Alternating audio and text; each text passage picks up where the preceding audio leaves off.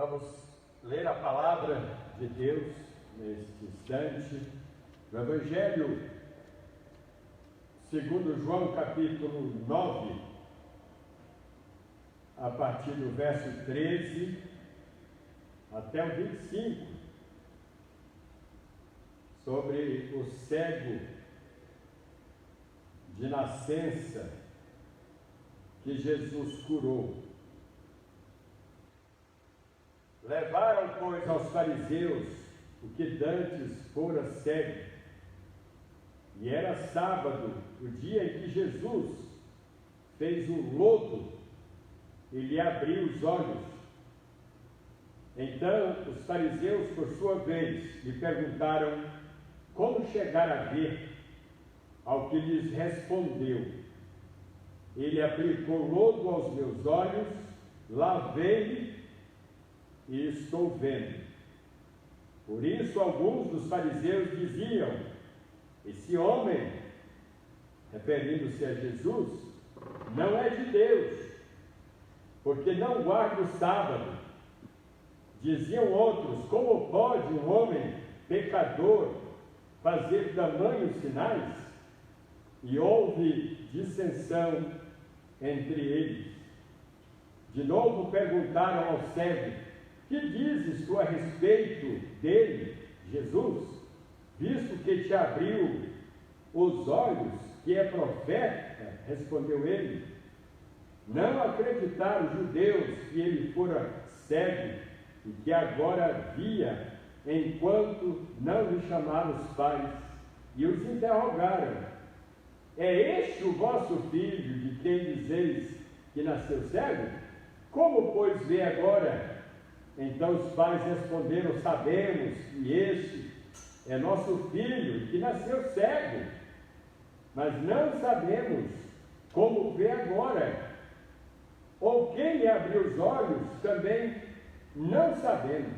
Perguntai a ele, idade ele tem, de maior idade, ele falará de si mesmo.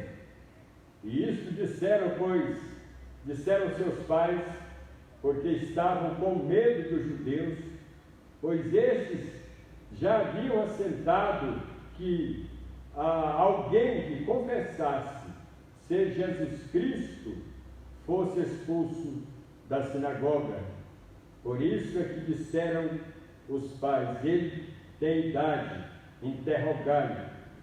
Então chamaram pela segunda vez o homem que fora cego, e lhe disseram: dá glória a Deus, nós sabemos que esse homem é pecador. Jesus, ele retrucou: se é pecador, não sei, uma coisa sei, eu era cego e agora vejo. Que testemunho tremendo desse homem que nasceu cego e agora tinha a sua visão restaurada, curada por Jesus. É um testemunho convincente. E eu imagino que tenha sido o primeiro encontro dele com Jesus, pois o texto diz que, passando Jesus, viu um homem cego de nascença.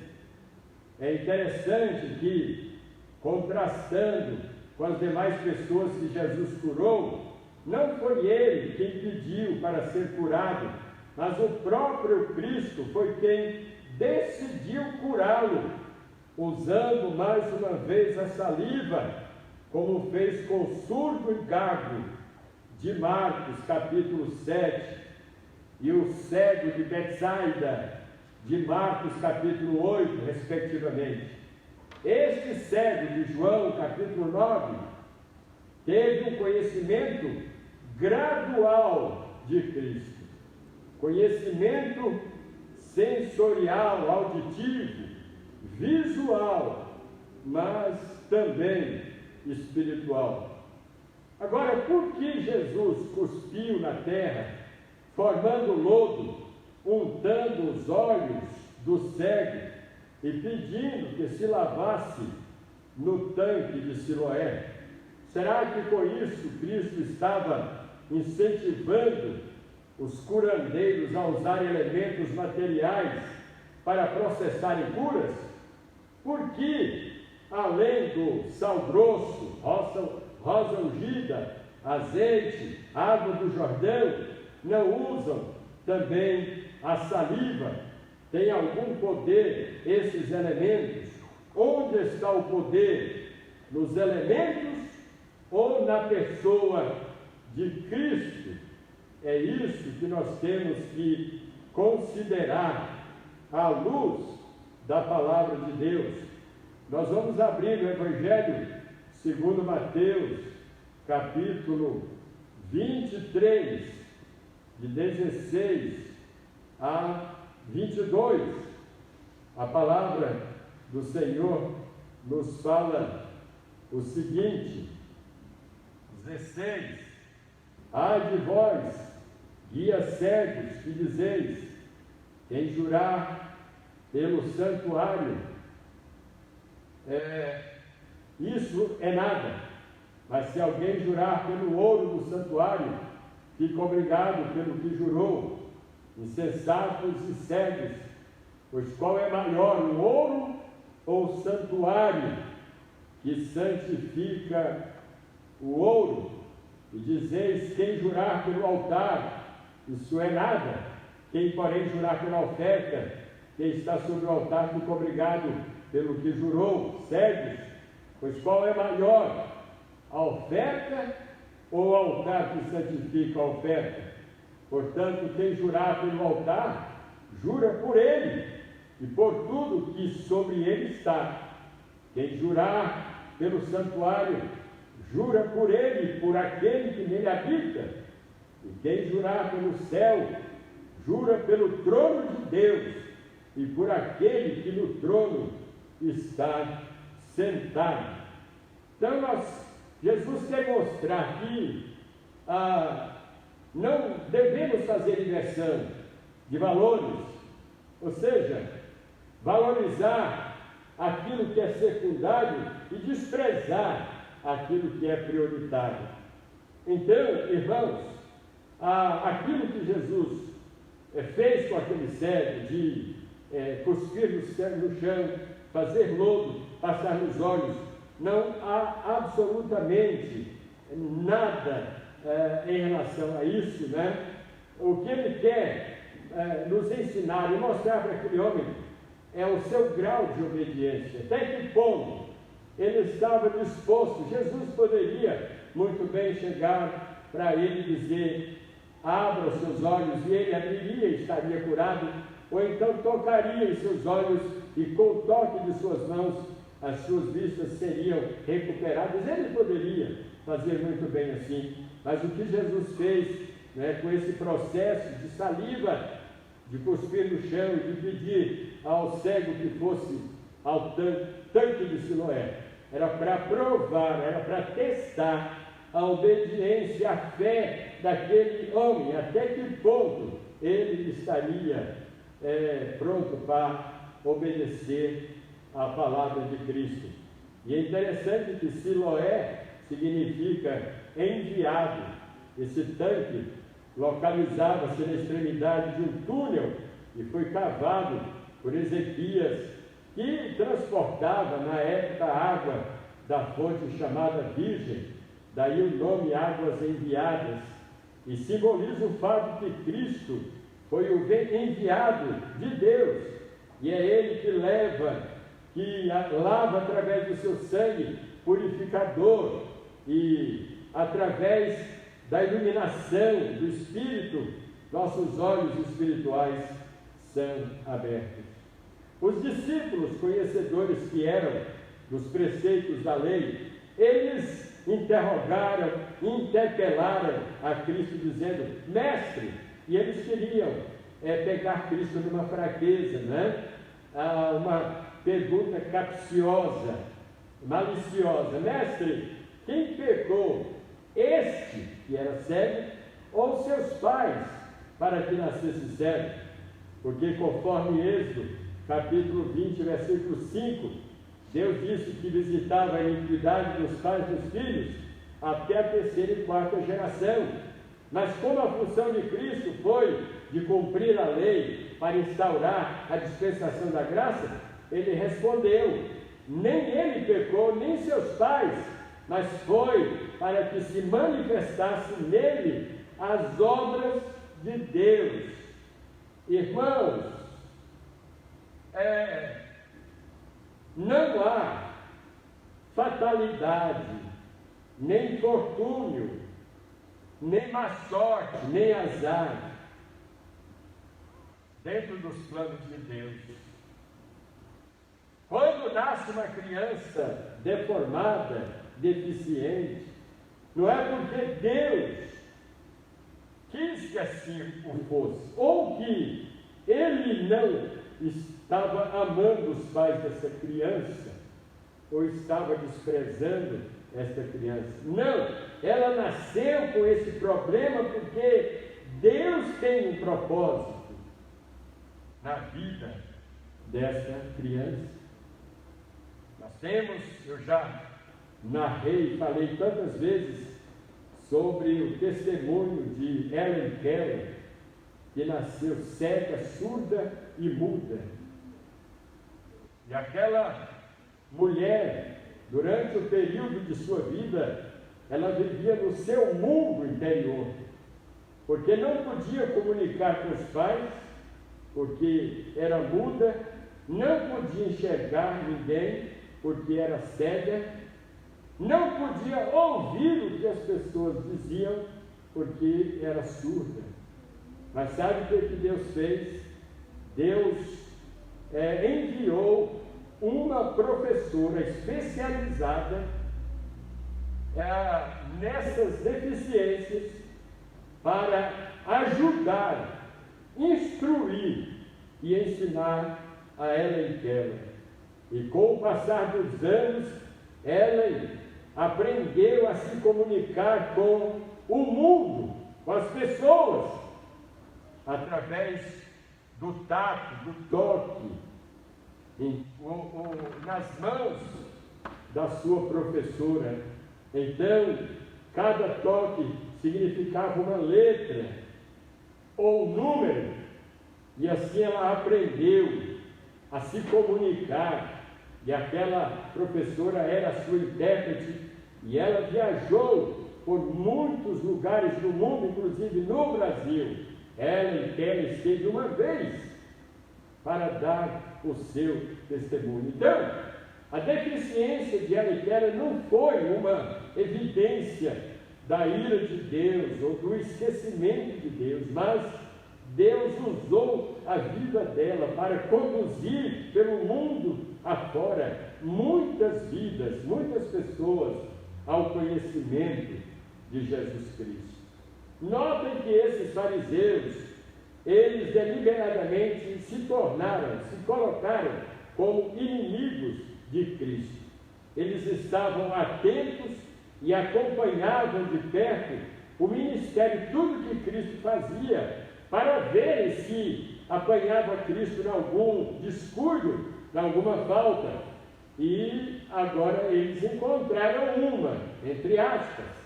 Aquele dia que Jesus fez a cura era um sábado, e eles tinham nas mãos um prato cheio, eles estavam cheios de argumentos para condenar o Filho de Deus, procurar o cego na tentativa de aliciá-lo para que ele se tornasse uma testemunha de acusação contra Cristo, para que Cristo então fosse preso e condenado.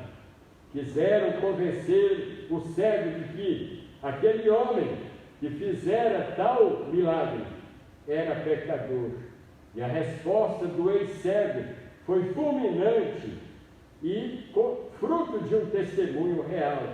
Ele respondeu para os inimigos de Cristo: se ele é pecador, eu não sei. De uma coisa eu sei, é que eu era cego, mas agora eu estou enxergando, agora eu estou vendo. Meus irmãos, este homem se tornou uma testemunha ocular e se tornou um testemunho vivo do que Cristo fizera em sua vida. Assim como aconteceu com a mulher samaritana. Depois de convertida, ela se tornou uma testemunha de Cristo e um testemunho vivo de Jesus perante as pessoas. E é interessante que Jesus não chamou a mulher e disse: vá pregar, vá falar a respeito de mim para as pessoas. Ela saiu voluntariamente, espontaneamente, e espalhou por toda a cidade a respeito do que Jesus tinha feito por ela. Em primeiro lugar, irmãos, nós precisamos dar testemunho de nossa fé. O mundo sem Deus vive, age e se comporta tão somente pelos sentidos e pelos sentimentos, pelas emoções. A fé é o distintivo e o fundamento e a base do crente. O apóstolo João declara que o que nos garante a vitória sobre o mundo, sobre o pecado e sobre Satanás é a nossa fé. O escritor de Hebreus nos declara no capítulo 11, 39, que os mártires da fé alcançaram bom testemunho com os de fora, porque viveram, andaram e agiram pela fé. E Pedro fala em sua primeira carta, capítulo 1, versículo 7, que a fé, uma vez provada, ela é mais preciosa do que o ouro perecível. A fé produz frutos indestrutíveis, enquanto que o ouro, tão precioso e tão caro, ele um dia vai desaparecer.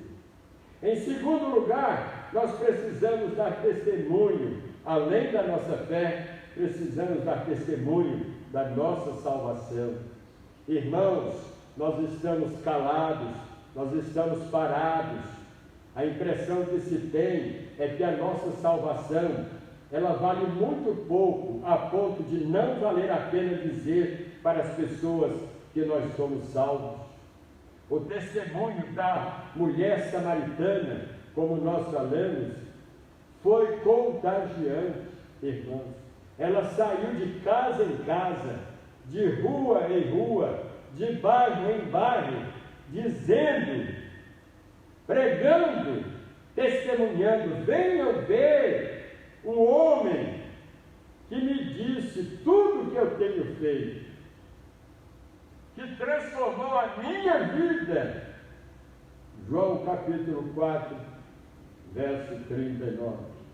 Em terceiro lugar, nós precisamos dar testemunho, além da nossa fé, da nossa salvação, temos que dar testemunho da paz que temos em Cristo Jesus. Irmãos, quanto desespero, quanta angústia, quanta aflição, quanta gente infeliz, crianças, adolescentes, jovens e adultos de todos os níveis sociais e culturais, e principalmente agora, nesse tempo de isolamento social, meus irmãos, quando isso deveria servir para unir as famílias, para fortalecer os laços matrimoniais e familiares, irmãos, está acontecendo o contrário. Lares estão sendo desfeitos, famílias estão sendo destruídas, crianças estão sendo abandonadas pelos seus pais. Sabe por que tudo isso, irmãos, está acontecendo? Porque essas pessoas não buscam a Deus, essas pessoas viram as costas para Deus. Nós precisamos dar testemunho da nossa paz, da paz que nós temos da parte de Jesus Cristo, nosso Salvador. O apóstolo Paulo, ele declara: justificados, pois, mediante a fé, temos paz com Deus, por meio de nosso Senhor Jesus Cristo. Esta paz que falta no mundo, esta paz que falta para as pessoas que não buscam a Deus. Nós precisamos, irmãos, dar testemunho dessa paz. Se é que você hoje está vivendo em paz. E essa é a pergunta que eu faço para você agora. Você está em paz com Deus? Você está em paz consigo mesmo? Você está em paz com a sua família? Você está em paz com os seus filhos? Você está em paz com as pessoas de fora? Irmãos, nós podemos perfeitamente, mesmo que você não saiba pregar, mas esse testemunho você pode dar. Se a mulher samaritana conseguiu dar o seu testemunho no primeiro dia de sua conversão, se aquele cego de nascença conseguiu dar o seu testemunho no primeiro dia de curado, por que você não pode dar o seu testemunho, o testemunho de sua fé para as pessoas de fora? Em quarto lugar, nós precisamos dar testemunho da nossa esperança. Irmãos, nós vivemos cercados de pessoas desesperançosas e desesperadas. Quando se trata de assuntos espirituais e da vida eterna, as pessoas nada sabem, sem falar daquelas que acreditam na dissolução ou extinção do espírito após a morte. Nós temos que dizer que Cristo, ele foi vencedor da morte, ele foi vencedor do inferno, ele foi vencedor de Satanás, ele pisou na cabeça de Satanás. O apóstolo Paulo nos fala que aqueles que esperam em Cristo somente nesta vida são os mais infelizes de todos os homens. Mas graças a Deus pelos que têm a esperança da salvação, a esperança eterna.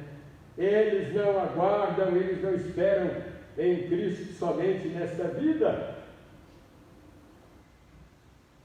mas estão também alimentando a fé de que um dia eles estarão com Cristo na eternidade, estarão com Cristo no céu. E ele está dizendo: e eis que estou convosco todos os dias, até a consumação dos séculos. Porque depois da consumação dos séculos, nós é que vamos estar com Ele. Paulo fala que em Cristo nós somos mais do que vencedores.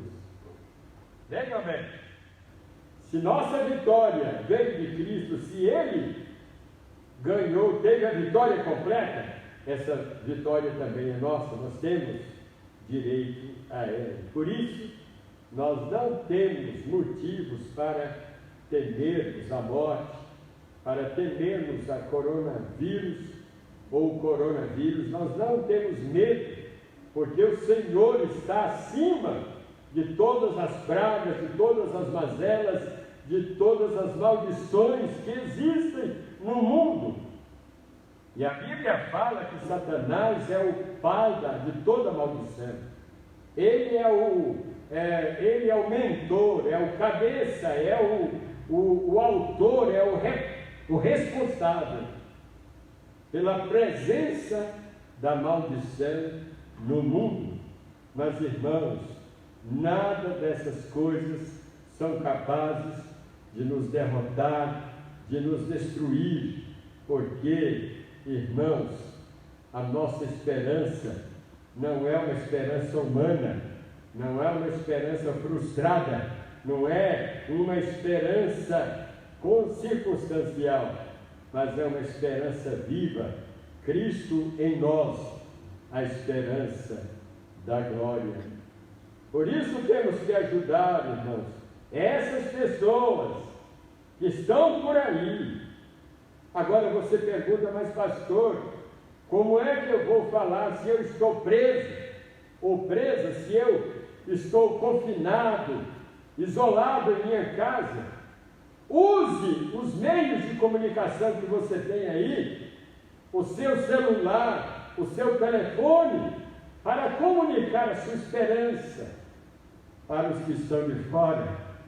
Use o seu WhatsApp, o seu Facebook, o seu Messenger, para transmitir mensagens de esperança para os que estão desesperançosos.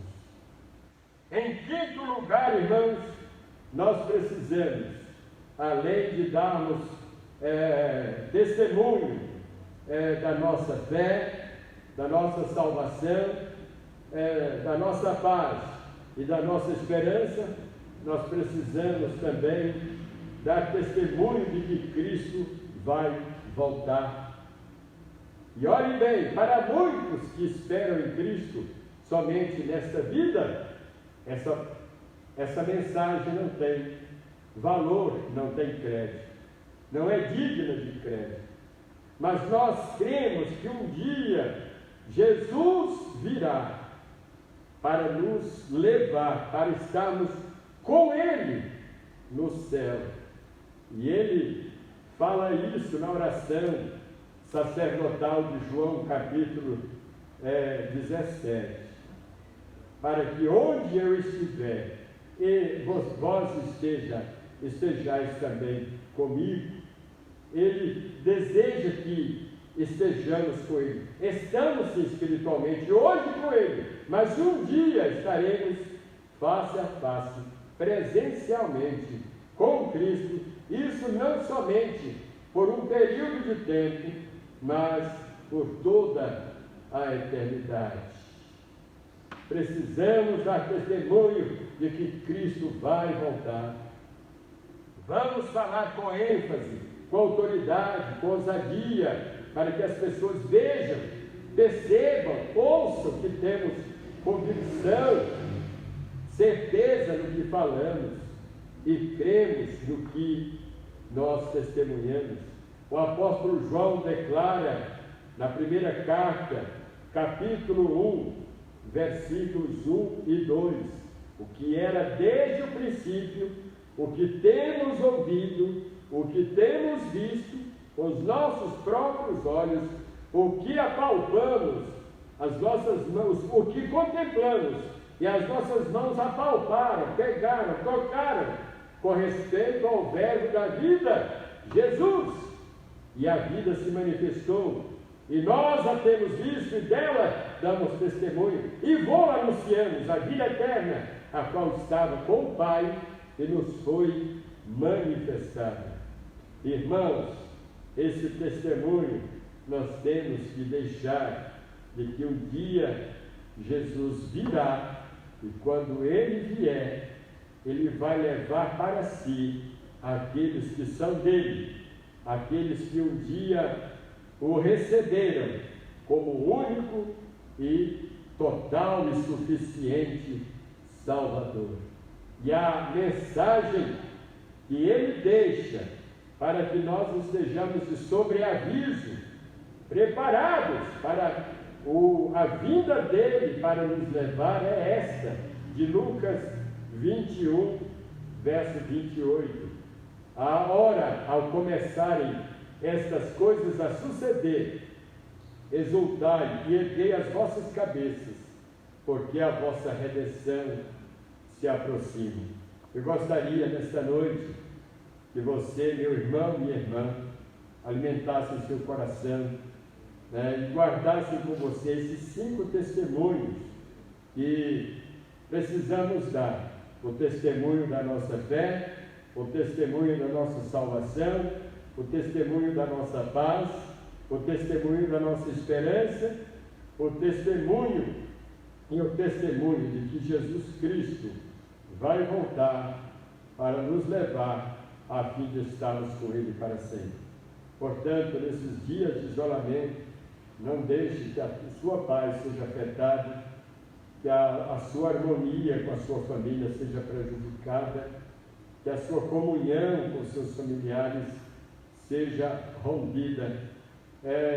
Busque a Deus e que o Senhor possa lhe ajudar a transmitir, a ser um exemplo de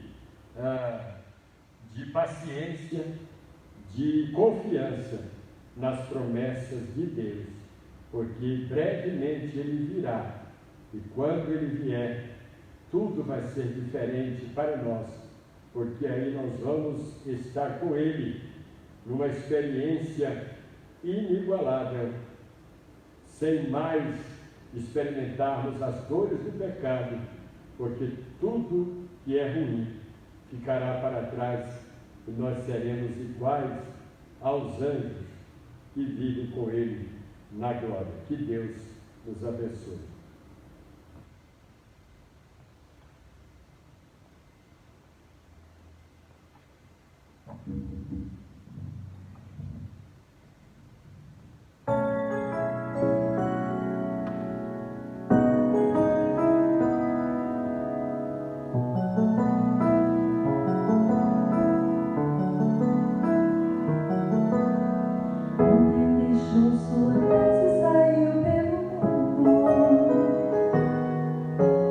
De coração lá no fundo eu não entendi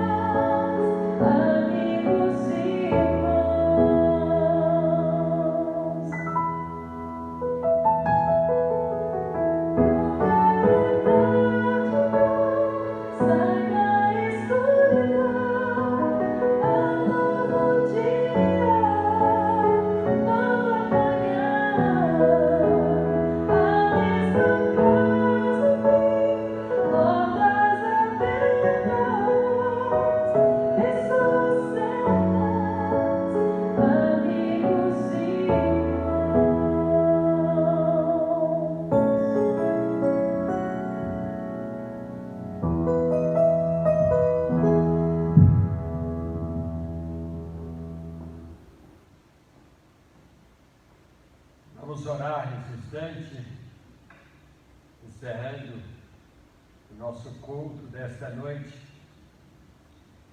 Nosso Deus e Pai, queremos te agradecer por tua graça infinita, teu amor eterno, pela tua palavra nesta noite, que o Senhor, pelo teu Espírito, traduza para os corações, faça o teu povo entender estas verdades, para que